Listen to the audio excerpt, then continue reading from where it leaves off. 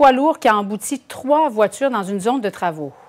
Oui, l'accident est survenu hier peu après 19h30 sur l'autoroute 155 et vous allez voir là sur des images vidéo amateurs vraiment la vision d'horreur à laquelle plusieurs témoins ont assisté parce que le dernier véhicule qui était arrêté en raison des travaux a été embouti par un camionneur et selon les témoins, la voiture s'est aussitôt enflammée.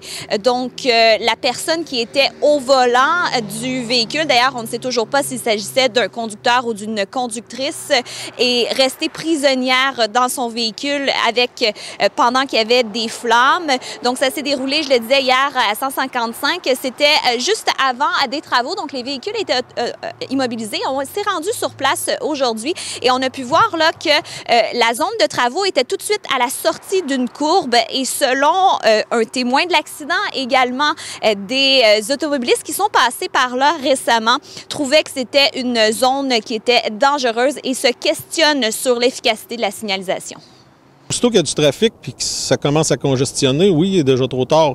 Un poids lourd, ça ne s'arrête pas comme qu'on veut. Là. Avec ce qui est arrivé hier, d'après moi, la signalisation, c'était pas ce qu'il y avait de meilleur. Là.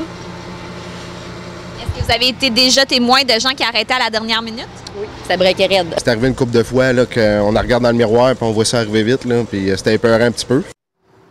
Donc, on a fait le test et effectivement, la zone de travaux arrivait très vite à la sortie de la courbe. Par contre, on a parlé au ministère des Transports, également une signaleuse qui était sur place hier et tous les deux disaient qu'il n'y avait pas de problème de signalisation. C'était un chantier très sécuritaire. La Sûreté du Québec qui poursuit son enquête pour connaître les circonstances exactes. D'ailleurs, le camionneur a été questionné puis ensuite libéré aujourd'hui. Merci, Amélie.